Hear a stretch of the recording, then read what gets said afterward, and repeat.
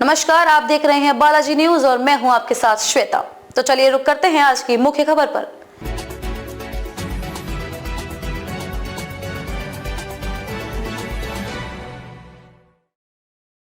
रोजगार कितना कारगर चुनावी मुद्दा, चुनाव में कांग्रेस इसे धार देने में जुटी तो भाजपा पेश कर रही है आंकड़े।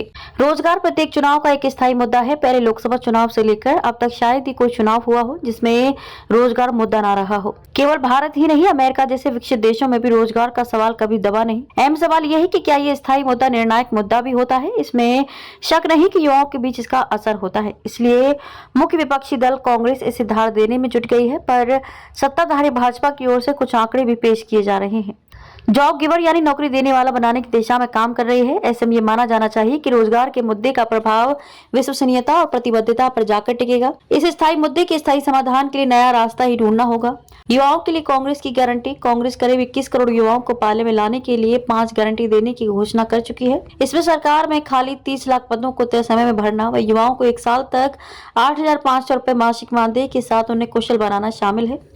नौकरी के लिए होने वाली परीक्षा पेपर लीक को रोकना, गिग वर्कर्स को सामाजिक सुरक्षा प्रदान करना एवं 5,000 करोड़ के स्टार्टअप फंड का गठन भी उसकी गारंटी में शामिल है, ताकि सभी जिलों में युवाओं को स्टार्टअप फंड मिल सके। ध्यान रहे कि बिहार में हुए विधानसभा चुनाव में राजद के नेता व लालू प्रसाद यादव के बेटे तेजस्वी यादव ने सत्ता में आते ही 10 लाख नौकरी देने का खूब जोर शोर से प्रचार किया और इससे वे सभी वर्गों के युवाओं का वोट पाने में सफल भी रहे।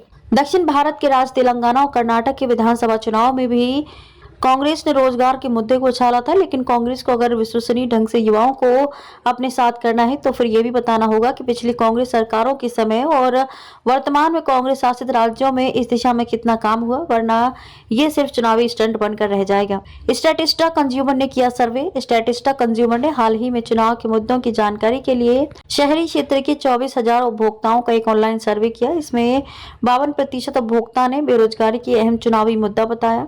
सरकार चाहे कुछ भी कहे, लेकिन उसे भी इस बात का एहसास था कि रोजगार का मुद्दा चुभता है और इसलिए 1 वर्ष पहले ही प्रधानमंत्री नरेंद्र मोदी ने करीब 10 लाख सरकारी नौकरियों पर भर्ती की प्रक्रिया शुरू कर दी थी। गौरतलब है कि स्टैटिस्टा एक ऑनलाइन पोर्टल है जो वैश्विक डिजिटल अर्थव्यवस्था, औद्योगिक क्षेत्रों, उपभोक्ता बाजारों, जनता की राय, मीडिया और व्यापक आर्थिक विकास पर डेटा प्रदान करता है।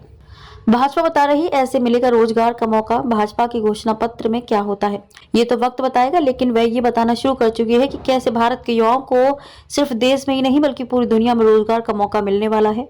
आज अंग्रेजी बोलने वाले विज्ञान, टेक्नोलॉजी व गणित के जानकार सबसे अधिक युवा भारत में ही हैं। बार्कलेज की रिपोर्ट के मुताबिक वर्ष 2023 से वर्ष 2027 के बीच ऑटोमेशन से दुनिया भर में 8 करोड़ 50 लाख नौकरियां जाएंगी, तो artificial intelligence, machine learning, fintech व ई कॉमर्स में 6 करोड़ 90 लाख नौकरियां निकलेंगी। इन नौकरियों के लिए भारत सबसे बड़ा मानव संसाधन आपूर्तिकर्ता होगा। बार्कलेज पीएलसी एक वैश्विक वित्तीय सेवा कंपनी है जो व्यक्तिगत और व्यावसायिक बैंकिंग, थोक और वाणिज्यिक बैंकिंग के साथ ही निजी और निवेश बैंकिंग समाधान पेश करती है। खबरों में अब तक के लिए बस इतना ही। फिर होगी आपसे मुलाकात ऐसी किसी बड़ी खबर के साथ। तब तक के लिए नमस्कार और देखते रहिए बालाजी न्यूज।